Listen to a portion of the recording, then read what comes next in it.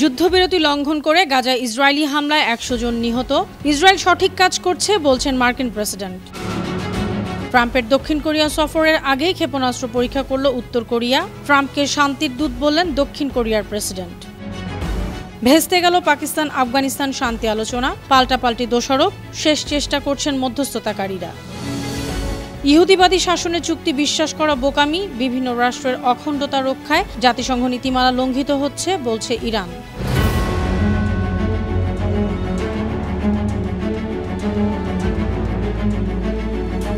শুনছিলেন সংবাদ শিরোনাম। সবাইকে স্বাগত জানাচ্ছি বিশ্বজুড়ে প্রতিদিনে বিশ্বের বিভিন্ন প্রান্তে সবশেষ তথ্য জানাতে আপনাদের সঙ্গে আছি আমি অনন্যা চৈতি। ঘোষণা দিয়ে যুদ্ধবিরতি চুক্তি লঙ্ঘন করছে ইসরায়েল। গেল ১২ ঘণ্টায় গাজায় ইসরায়েলি হামলায় ৩৫ শিশুসহ কমপক্ষে ১০৪ জন ফিলিস্তিনি নিহত হয়েছেন। বুধবার এ তথ্য নিশ্চিত করেছে গাজার ফিলিস্তিনি সিভিল ডিফেন্স। ইসরায়েলের প্রধানমন্ত্রী বেনিয়ামিন নেতানিয়াহু গাজায় শক্তিশালী হামলার নির্দেশ দেওয়ার ২০ মিনিট পর এসব হামলা শুরু হয়। পাশাপাশি অধিকৃত পশ্চিম তীরে দখল ও দমন পীড়ন বাড়িয়েছে ইসরায়েল। সেখানকার জেনিনের এক গ্রামে ইসরায়েলের হামলায় গতকাল ৩ ফিলিস্তিনি তরুণ নিহত হয়েছেন। ইসরায়েলি বিমান হামলায় তারা মারা গেছেন। অন্যদিকে গাজায় গতকালও ড্রোন হামলায় ২ জনকে হত্যা করেছে ইসরায়েলি বাহিনী। এদিকে মার্কিন প্রেসিডেন্ট ডোনাল্ড ট্রাম্প বলেছেন, গাজায় ইসরায়েল যা করছে তা আত্মরক্ষার্থেই করছে। তারা হামাসের সন্ত্রাসের বিরুদ্ধে লড়ছে, তারা একদম সঠিক কাজ করেছে। ভেনেজুয়েলার প্রসঙ্গে তিনি বলেন, ওই অঞ্চলে মাদক পাচারের জাহাজগুলো মানবতার জন্য হুমকি, তাদের থামাতেই হবে। বিশ্লেষকরা মনে করছেন, ট্রাম্পের এসব মন্তব্য মার্কিন পররাষ্ট্রনীতিতে নতুন বিতর্কের জন্ম দিতে পারে। বিশেষ করে গাজায় চলমান যুদ্ধ এবং লাতিন আমেরিকার নীতির বিষয়ে বেশি বিতর্ক হবে। পাল্টাপাল্টি দোষারোপের কারণে স্থায়ী যুদ্ধবিরতিতে সম্মত হতে পারেনি দক্ষিণ এশিয়ার দুই প্রতিবেশী দেশ পাকিস্তান ও আফগানিস্তান। তুরস্ক ও কাতারের মধ্যস্থতায় ইস্তাম্বুলে আলোচনায় কোনো সমাধান হয়নি। সংশ্লিষ্ট কর্মকর্তারা বলছেন, শেষ চেষ্টা এখনও চলছে। পাকিস্তানি কর্তৃপক্ষ জানিয়েছে, সোমবার আলোচনায় আফগান কর্তৃপক্ষ তেহরিক-ই-তালেবান পাকিস্তানের বিরুদ্ধে কঠোর ব্যবস্থা নেওয়ার বিষয়ে অবস্থান বদলেছে। তবে আফগানিস্তান বলছে, আলোচনা ব্যর্থ হওয়ার মূল কারণ পাকিস্তানি প্রতিনিধি দলের সমন্বয়ের অভাব। প্রসঙ্গত ৯ অক্টোবর কাবুলে বিস্ফোরণের ঘটনায় তালেবান কর্তৃপক্ষ পাকিস্তানকেই দায়ী করে। তারপর থেকে নতুন করে দুই দেশের মধ্যে সীমান্ত সংঘাত শুরু হয়। ২০১৯ সালের পর প্রথমবারের মতো বৈঠক করছেন মার্কিন প্রেসিডেন্ট ডোনাল্ড ট্রাম্প ও চীনের প্রেসিডেন্ট শি জিনপিং। দক্ষিণ কোরিয়ার গিওংজুতে এশিয়া প্যাসিফিক অর্থনৈতিক সহযোগিতা শীর্ষ সম্মেলনের ফাঁকে দুই নেতার এ বৈঠক হবে। আশা করা হচ্ছে, বৈঠক শেষে চীন বিরল খনিজ উপাদানের উপর কঠোর রপ্তানি নিয়ন্ত্রণ স্থগিত করবে, আর চীনা পণ্যে যুক্তরাষ্ট্র নতুন করে শুল্ক আরোপ করবে না।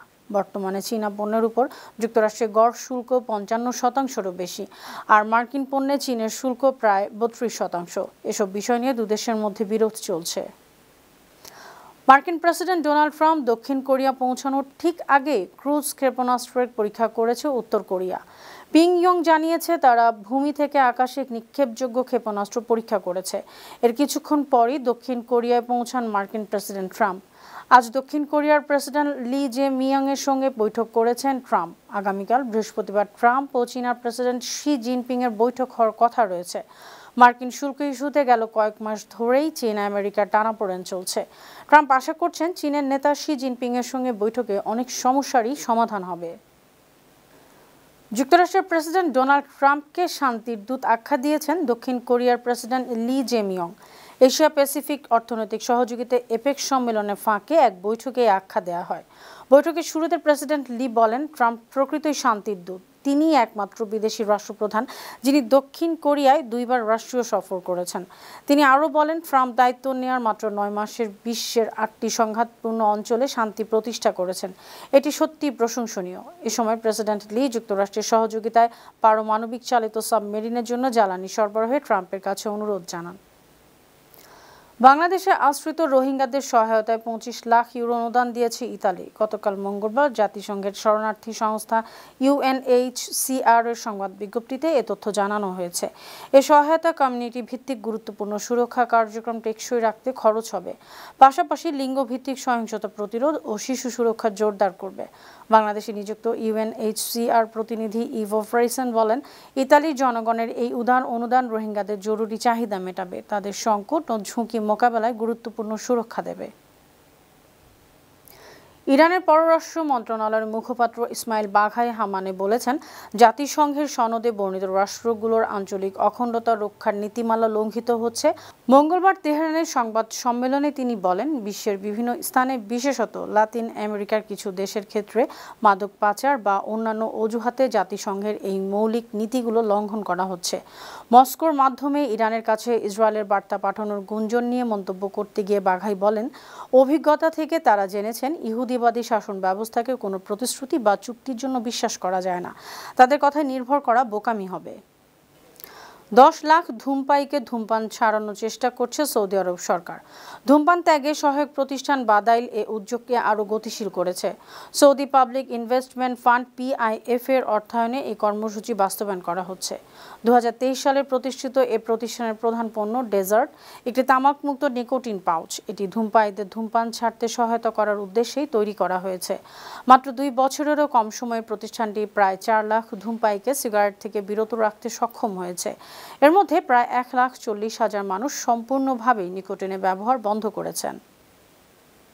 ত্রিনিদাদ ও টোবাগোর প্রধানমন্ত্রী কমলা পারসিদ বিসেসারকে অবাঞ্ছিত ব্যক্তি হিসেবে ঘোষণা ভেনেজুয়েলা সরকার। পারসাদ বিসেসার সম্প্রতি মার্কিন যুক্তরাষ্ট্রের ক্যারিবিয়ান অঞ্চলে সামরিক অভিযানে সমর্থন জানিয়েছিলেন। বিশেষ করে মাদক পাচারে জড়িত নৌকাগুলোর উপর হামলার প্রশংসা করেন। এ কারণে ভেনেজুয়েলার রাষ্ট্রপতি নিকোলাস মাদুরোর সঙ্গে বিরোধ সৃষ্টি হয়েছে। ভেনেজুয়েলার জাতীয় পরিষদ গত মঙ্গলবার পারসাদ বিসেসারের ভেনেজুয়েলায় প্রবেশ নিষিদ্ধ করার পক্ষে ভোট দিয়েছে। দুই দেশের মধ্যে প্রায় 11 কিলোমিটার প্রশস্ত ছোট উপসাগর রয়েছে। এটি সামরিক ও কূটনৈতিক সংবেদনশীল এলাকা। এ কারণে দেশ দুটির সম্পর্ক জটিল। নাইজেরিয়ার লেখক ও নাট্যকার ওলে সোয়িঙ্কার ভিসা বাতিল করেছে যুক্তরাষ্ট্র। সোয়িঙ্কা সাহিত্যে নোবেল পুরস্কার জয়ী আফ্রিকার প্রথম লেখক। তিনি 1986 সালে নোবেল পুরস্কার পান। গতকাল মঙ্গলবার নাইজেরিয়ার লাগোসে এ অনুষ্ঠানে বক্তব্য রাখেন সোয়িঙ্কা।